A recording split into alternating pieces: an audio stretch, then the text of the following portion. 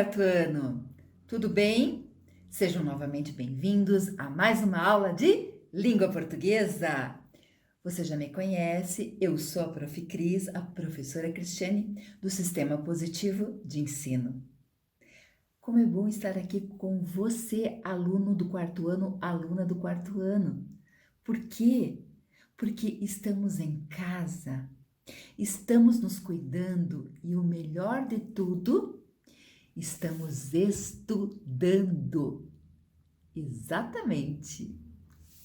Então, você já sabe, é muito importante nos cuidarmos agora. Esse momento logo vai passar, tudo vai voltar ao normal e nós estamos preparados. Por isso, força na peruca, vamos que vamos para a semana 8, oitava semana de estudos, ok? Então, vamos pensar na nossa aula de hoje. Nós vamos finalizar o capítulo 4. A água está em tudo. Quanta coisa nós aprendemos nesse capítulo, não é verdade? Você lembra? Neste capítulo, você conheceu diferentes textos infográficos, realizou a leitura e compreensão textual sobre esses textos. Aprendemos que a água está em muitos lugares, muitas informações sobre a água. Chegou a produzir um texto infográfico. Você também aprendeu sobre a importância da utilização dos pronomes pessoais no texto. Conheceu um poema visual e conheceu a importância da utilização do sinônimo no texto. Tudo isso para que você possa conhecer e aprender coisas novas, mas o mais importante, ler e escrever cada dia melhor. E, por isso, nessa aula, nós vamos estudar outro poema visual. Nós vamos lembrar a importância do sinônimo. Nós vamos estudar os encontros vocálicos e muito mais.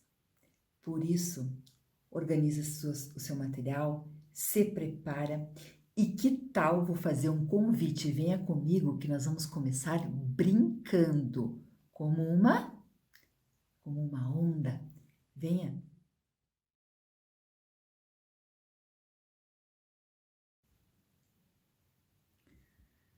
Vamos ler o texto Onda, de Guilherme de Almeida? Que estranho! Lembra quando nós conversamos sobre o texto visual?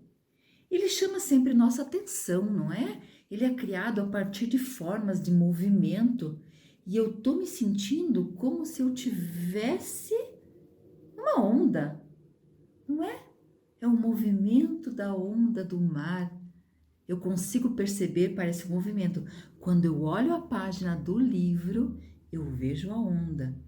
E é estranho, porque eu tô vendo bolinhas e tô me sentindo no fundo do mar. Ah, que legal! Já que a gente está em casa, a gente pode brincar, não é mesmo?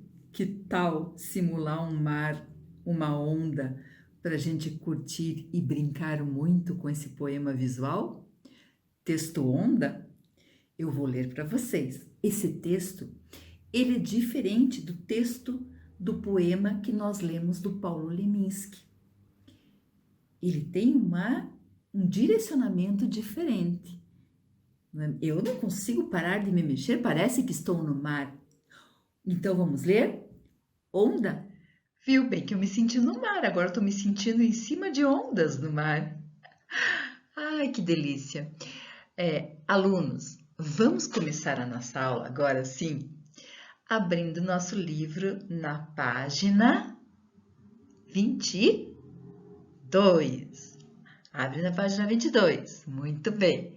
Acompanhe aí a leitura do poema Onda, do Guilherme de Almeida.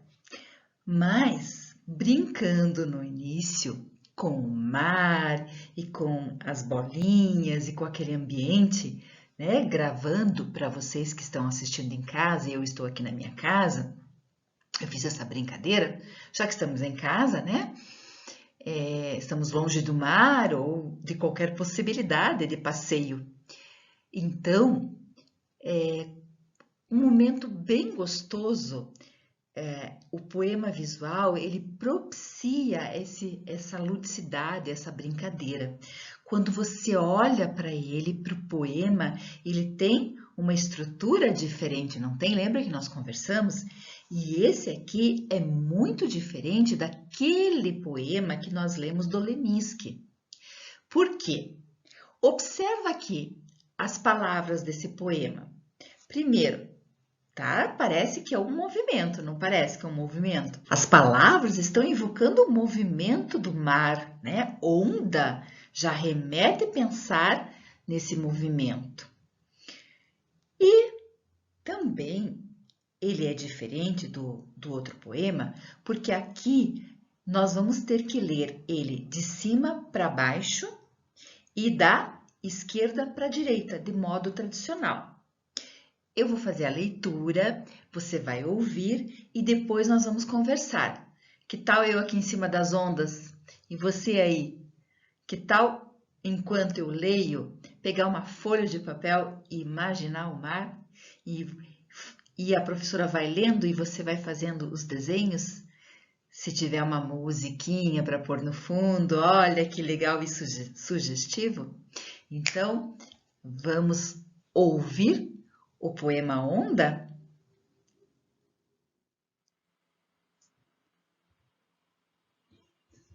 Onda, Guilherme de Almeida. Morno contorno da onda redonda, pluma de espuma, lenda de renda, frase de gaze, riso de guizo. Ninho de armarinho onde se esconde aéreo mistério. Trapo farrapo, lenço suspenso pelas estrelas. Resto de um gesto louco que é pouco, que há de bondade no alto mar. Salto da água na mágoa, doida de toda a vida partida. Esse poema do Guilherme de Almeida, então, é um poema visual. E nós podemos comparar aí com o poema do Leminski, que as características dele aí é bem diferente. Lembra quando a professora comentou que eu poderia ler este poema do Leminski de qualquer começando de qualquer lado, de cima para baixo, de trás para frente, que ele não precisava ter um direcionamento. Esse poema aqui não, ele já tem. Ele tem um direcionamento como a leitura mais tradicional. Então, olha só, a gente vai lembrar do poema visual, porque a gente percebe assim, aqui nesse poema, o movimento da onda, né? O poema visual, ele tem uma característica diferente. Lembra que a professora falou? Parece que ele ocupa todo o espaço, né?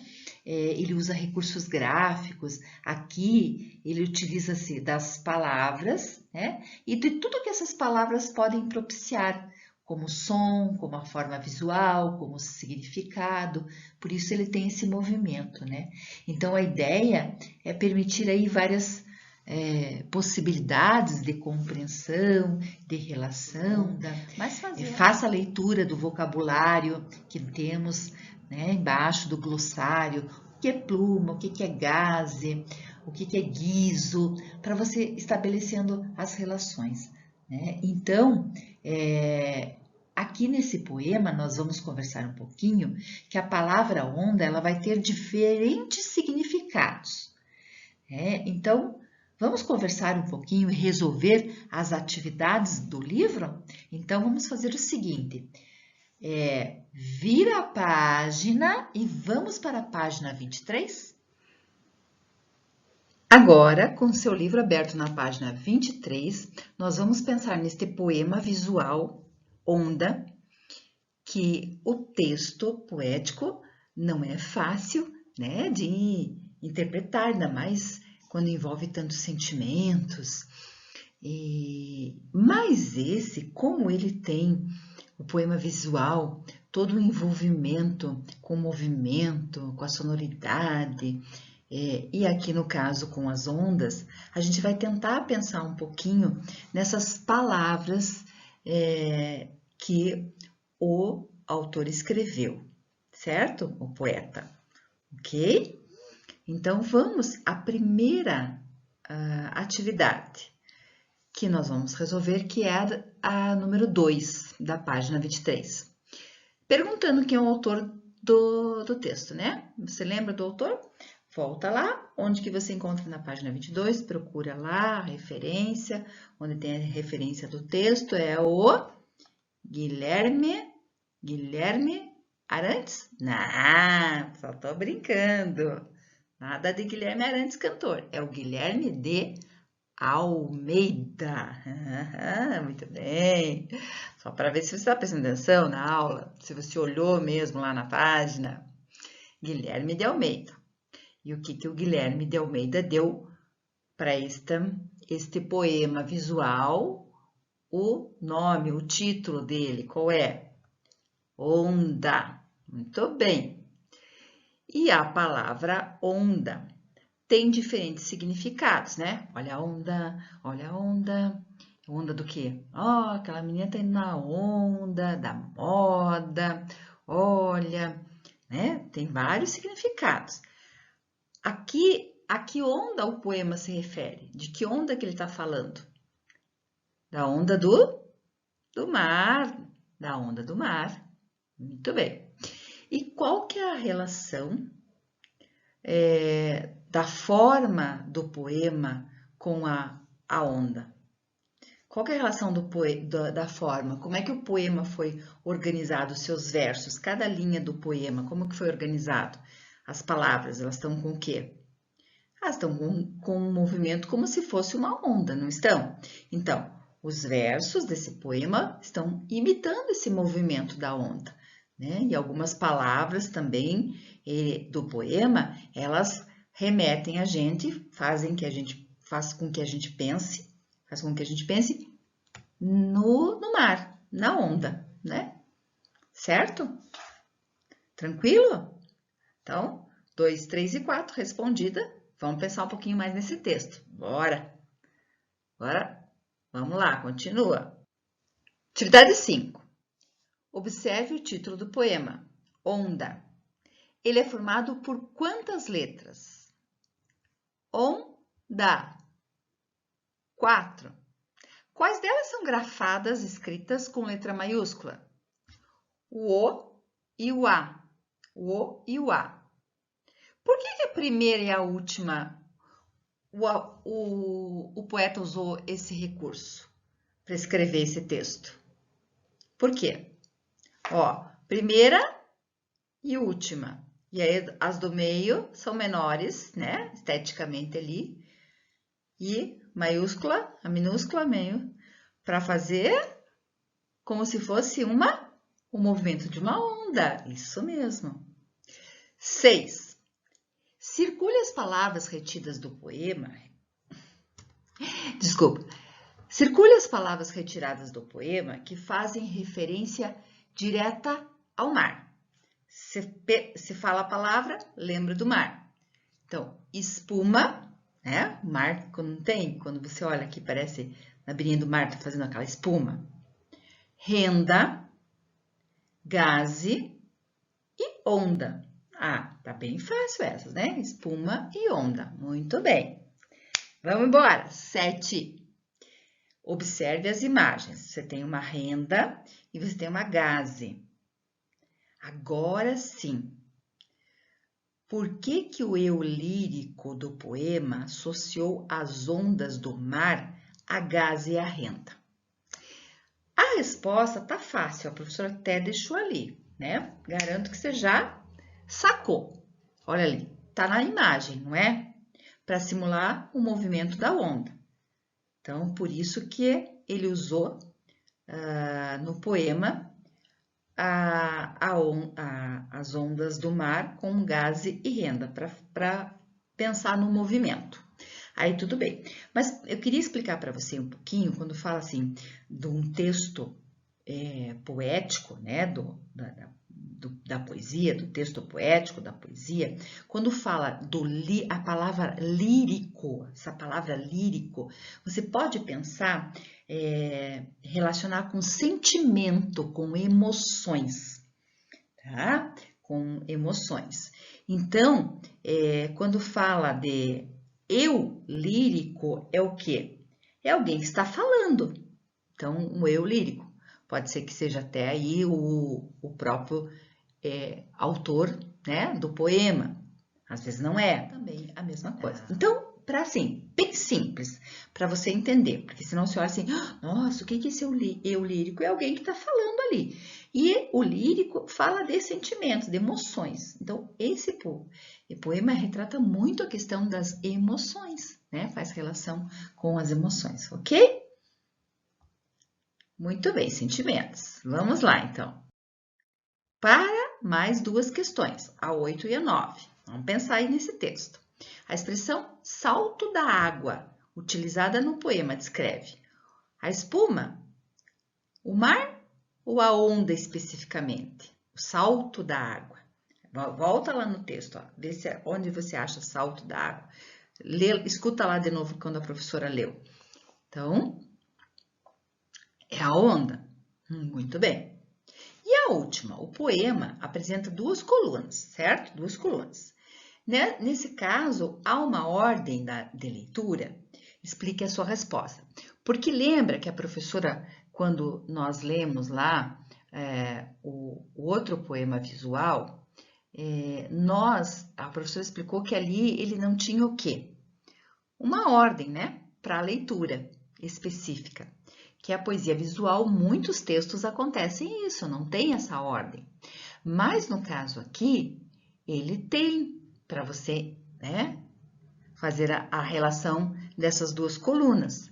Então, o que vai acontecer? Nós vamos ler o poema de um texto mais em ordem tradicional de leitura, como o texto narrativa, que a gente lê de uma sequência, né, linha por linha. Então, é da esquerda, tô falando da minha esquerda aqui, né? Da esquerda para a direita, né? E de cima para baixo, leitura do texto, certo? E então, só para lembrar que não é todo o texto visual que é assim. Então, que ele possibilita uma liberdade na ordem da leitura. Foi o que aconteceu no outro poema que nós lemos, certo? Do Trevisan. Ok? Então, podemos ir para frente?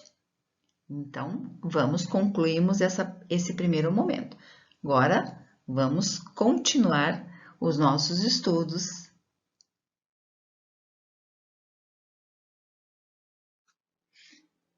Página 24, agora, nós vamos resolver algumas atividades juntos, beleza? Então, vamos lá. Vamos descobrir algo muito legal aqui nessa atividade do livro. Eu vou ler a atividade 1, que é um trecho do poema, certo? Resto de um gesto, louco que é o pouco que há de bondade no alto mar. Salto. Esse é um trechinho do poema que nós lemos ali anteriormente, certo? O poema Onda. Então, esse trecho é para você copiar as palavras destacadas no texto. Quais são as duas palavras? Louco, pouco. Então, copia aí. Beleza? Agora, que vogais aparecem juntas nessas palavras? Que elas estão juntas. Quais vogais? Louco, pouco. Exatamente, olha aí, o O e o U, não é? As vogais O e U. Agora, você vai separar as palavras em sílabas. Louco. Veja, eu não falo louco, eu falo louco. Pouco. Então, separa. louco, pouco. E aí, você vai prestar atenção nessas duas palavras aí na 24, página 24. Quando uma palavra apresenta dois ou mais sons vocálicos em seguida, dizemos que é um encontro vocálico, ocorre um encontro vocálico. O que está nos explicando aí? Que quando há o encontro de duas ou mais vogais em uma palavra seguida, é um encontro vocálico, como louco e como pouco. Ok? Tranquilo? Então, vira a página 25. Vamos lá. Tem mais um exercício ainda referente a esse trecho do poema. D. É correto dizer que ao separar as palavras em sílabas, nas duas palavras, as letras O e U ficaram em uma mesma sílaba? É correto, não é mesmo? Está marcado ali, porque elas ficaram. Ok? Então, quando isso acontecer, quando as letras, né, que representam aí esse encontro vocálico, esse som vocálico, ficarem na mesma sílaba, nós vamos chamar de ditongo. Então, ditongo é um tipo de encontro vocálico, em que há o quê? A junção de dois sons vocálicos em uma mesma sílaba, na mesma sílaba. Então, lou, co, o O e o U juntos, se encontrar na mesma sílaba, um único som, ó, lou, certo? Tranquilo também, não é? Então, agora você descobriu que o encontro de duas ou mais vogais, eu chamo de, na mesma palavra, eu chamo de encontro vocálico. Mas quando essas duas vogais, esse encontro vocálico, tiver uma junção na mesma sílaba, eu vou chamar de ditongo, porque depois você vai descobrir outros nomes por aí, hein? Logo, logo vem mais. Então, o número 2 pedia para você ler o trecho de uma história da Rosinha, que faz parte da turma do Chico Bento. Então, você vai ter que acompanhar aí no seu livro. Olha aí no livro, então, página 25. Você vai ler, então, essa história em quadrinhos, esse HQ que a gente diz, que é a história do Chico Bento aí, da Rosinha, né, que faz parte da turma ali do Chico Bento, ok? Então, elas estão lá com a professora na sala de aula, já deu saudades, né, da escola, da sala de aula, normal. Todo mundo está com saudades dos amigos, da professora, né? É diferente, mas por enquanto precisamos focar e estudar em casa. Então, bora lá, vem aqui comigo. Então, vamos olhar esse primeiro quadro que diz assim: não parei mais de pensar naquele menino. Ai, ai, tá suspirando, né? Rosinha, o que é isto na sua prova? Só tem corações? Quero uma explicação. A Rosinha ali tá apaixonada. Tá apaixonada. E deu risada. Esta amiga da Rosinha, não é mesmo? Olha aí que danadinha, né? Então, o que nós vamos ver a respeito dessa história? Vira a página 26, e vamos olhar para a atividade 3. Vamos pensar nessa historinha aí. O que aconteceu?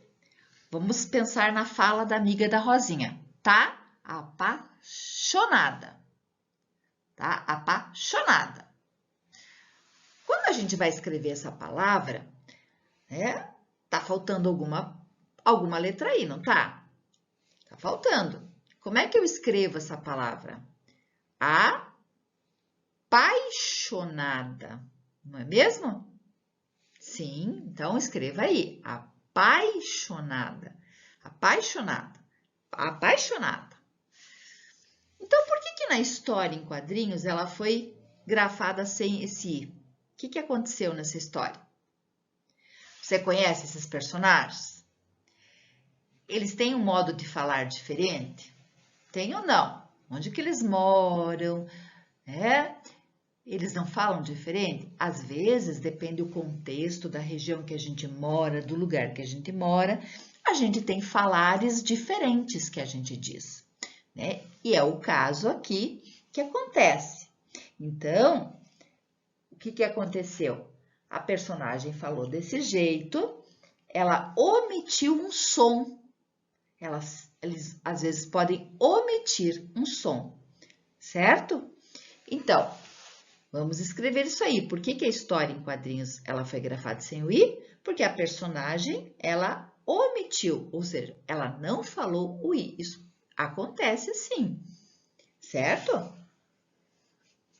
Então, vamos separar essas palavras aí em sílabas. Essas palavras não, a palavra apaixonado. Apaixonada. Apaixonada. O A fica mais forte, ó. Apaixonada. Ele parece mais, né? Parece que tá mais em evidência esse A, não é? Então, aí, tem um encontro vocálico nessa palavra? Tem.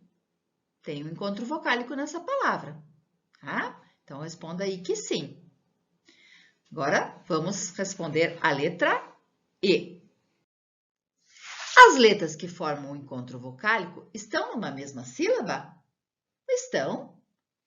Então, o A e o I junto. Apaixonada. Então, olha só. Importante, foca nesse quadro aí rosa. O encontro vocálico da palavra apaixonada é formada pela vogal A e pela semivogal I. O que quer dizer isso, semivogal I? Ela recebe esse nome porque é pronunciada com menos intensidade do que a vogal A. Então, a vogal A aparece mais, a gente ouve mais, né? Então, aí não. Então, o que acontece? Por isso que a gente chama de semivogal. Em palavras que acontece lá no encontro vocálico, isso é comum a pessoa que fala, o falante, suprimir o que é? Tirar, deixar de falar as semivogais na pronúncia. É muito comum isso. Então, nessa palavra apaixonada, a gente percebe que ela não fala o i, mas isso é muito comum, porque o A ele está mais em evidência, certo? Então, assinale agora no quadro, depois dessa informação, as palavras que têm encontro vocálico. Vamos ler todas as palavras e vamos assinalar embaixo. Então, mistério tem encontro vocálico? Tem, né? O I e o O. Então, vai lá. Baixa tem encontro vocálico? Tem, assinala. Colega? Não tem. Sílaba? Também não tem. Torneira? Tem. O EI? A palavra última não tem. A palavra noite tem. O O e o I. A palavra violão tem. O ão. E o livro não tem. Certo? Então, nós temos mistério, baixa, torneira e noite e violão, que tem o encontro de duas vogais. Encontro vocálico. Certo. Agora, nós lemos essas palavras.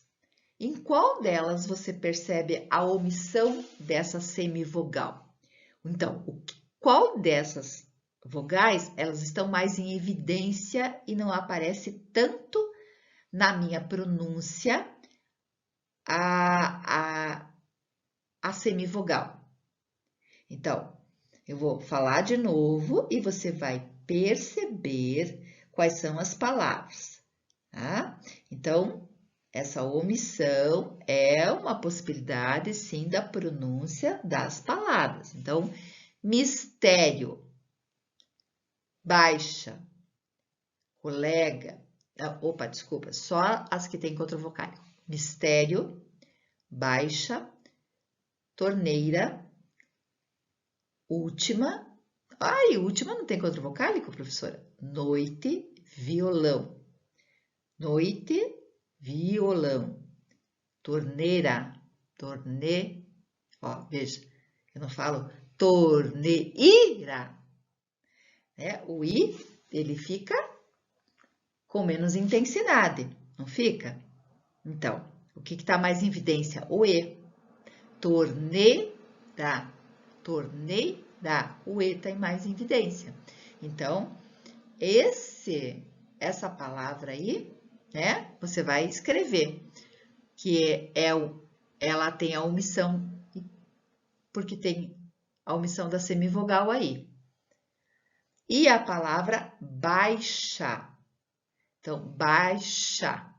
A gente não fala baixa, né? Baixa? Não, é baixa. Então, esse i ficou. Não, a gente não ouve e não se destaca tanto, certo? Ok? A atividade 5 eu vou deixar por sua conta. Anota aí que você vai fazer como tarefa de aí na sua casa, em casa. Professora, acabou aqui o capítulo 4? Espera aí. Eu quero que você pegue seu livro de atividades. Muito bem. Tá com ele aí? Se você não tiver, você depois pode pegar, porque você vai fazer como tarefa em casa a página 12, que trata desses encontros vocálicos, certo? Então, você vai analisar essas palavras, vai ler essas palavras, vai separar essas palavras em sílabas e vai circular os encontros vocálicos, certo? E aí, você vai ver quando ela vai ficar na mesma sílaba e quando ela vai ficar em sílabas diferentes. Percebem? Ok? Vamos lá para frente, então? Concluímos aqui o nosso estudo dos encontros vocálicos. Muito bem.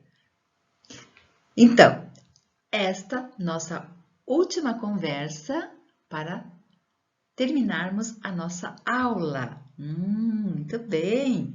Então, estamos chegando ao final. A professora trouxe as páginas 19, 20 e 21 que nós vimos na aula da semana 7, porque nós não conseguimos realizar todas as atividades. Então, estou trazendo aqui para você lembrar de ver o que você fez, o que você não fez, porque na semana de revisão a gente vai corrigir algumas atividades, ok? Então, a sinonímia, nós falamos dos sinônimos. A sinonímia é muito importante no texto. Por quê? Quando a gente está se referindo a essa palavra. Então, a sinonímia é assim, é a relação que tem estabelecida entre duas ou mais palavras que elas apresentam um sentido igual, um sentido equivalente, semelhante, às vezes retomam o sentido daquela palavra, mas não perde o significado, não perde o sentido. Então, eu substituo uma palavra, eu amplio o meu vocabulário, eu não faço perder o sentido no texto. Isso é muito importante. Então, evita repetição. Então, é super importante para que a gente escreva um bom texto, para a gente ver a escrita, para a gente ampliar o nosso repertório aí, às vezes, senão ficar repetindo a mesma palavra no texto, a mesma palavra, fica cansativo, fica chato, o texto não fica bom. Então, a gente vai olhando isso gradativamente, ok? Então, nós fizemos alguns comentários e outros eu deixei para você. Tá? Então, evitar repetição no texto é muito importante se você pode substituir a palavra por outra equivalente. Tá? Vamos pensar um pouquinho disso para fecharmos a nossa aula, pegando o nosso livro de atividades. Lá na página 11, vamos olhar para essas palavras que nós podemos utilizar no texto, dando um sentido equivalente, evitando a repetição, ampliando o vocabulário para aquele escritor do texto, deixando um texto mais bonito, né? Um texto mais atraente, um texto mais gostoso de ler e não fazendo com a relação entre uma palavra ou outra, que ela estabeleça ali um sentido de igual, de equivalência, mas não perdendo o sentido na frase, né? Então, vamos ler aqui, ó. Leia o trecho a seguir retirado de uma notícia. Estimativa do Fórum Econômico Mundial prevê que até 2050 haverá mais plástico que peixes nos oceanos. São 8 milhões de toneladas despejadas nos oceanos por ano, habitat de 230 mil espécies. Prejudicar esse ecossistema é comprometer o nosso próprio bem-estar. Tem algumas palavras ali que se eu repetir, já foram repetidas, se eu repetir de novo vai ficar cansativo o texto. Então, vamos ver o que a gente pode perceber aqui. Está perguntando na letra A. A palavra habitat retoma outra palavra no texto. Qual? Haverá mais plásticos que peixes nos oceanos. Né? Os oceanos são o habitat de 230 mil espécies. Então, eu substituí a palavra habitat, retomando o sentido, o conceito, a palavra qual? Oceano. Então, oceano aí. Que outra palavra foi usada no lugar de oceanos? Nós usamos ali, ó, prejudicar esse ecossistema, né? Então, vários aí, conjunto disso, que é um ecossistema. Então, não perdi o sentido do que eu queria explicar nesse trecho do texto, ok? Então, tranquilo. Vamos para outra atividade, que é na página 11 ainda, a atividade 20. Você vai completar as frases, tem aí uma referência destacando algumas opções, certo? Então, olha só. Até 2050, mais plásticos que peixe nos oceanos. Por isso, haverá, né? Por isso, a compra e o descarte desse plástico, de novo, devem ser feitos de maneira muito consciente. Eu estou descartando, então eu estou falando da palavra, posso pôr ali? Lixo, muito bem. É muito importante que tanto a poluição quanto o governo estejam cientes do tamanho da produção de lixo nas cidades e da necessidade de realizar coleta seletiva desse o quê? Material. Lixo é um material, tá vendo? Não perde o sentido. Os objetos de plástico acabam indo para o oceano, ameaçando o ecossistema marítimo. A vida marinha, não é? A vida marinha depende hoje de uma consciência muito maior da importância da preservação da natureza para a manutenção da vida. E a último, do ponto de vista do consumidor que sobrou lá, é preciso refletir antes de fazer uma compra para evitar que essa aquisição seja feita sem necessidade. Então, veja, evitou a repetição, substituiu uma palavra por outra equivalente, sem perder o sentido, ampliando aí, né, o vocabulário, ampliando as possibilidades, você troca um termo por outro, né, uma palavra por outra, e não perde o sentido nenhum, certo? Muito bem, então a professora queria retomar essas páginas para que você realize as atividades em casa, 20 e 21, certo? Então, alunos do 4º e do 5º ano, algumas tarefinhas foram marcadas nessa aula. Olha que legal, porque nós vamos corrigir para frente, certo? Então, o que nós vamos combinar? Estude essa semana, faça essas atividades, faça as suas anotações, que nós vamos retomar aí na semana de revisão. E se cuida, né? Estuda bastante, tem o seu momento de lazer também e até a próxima aula. Gostei muito de estar aqui com você. Um beijo muito carinhoso, um abraço da Prof. Cris e até a próxima aula. E não se esqueça, SPE com você!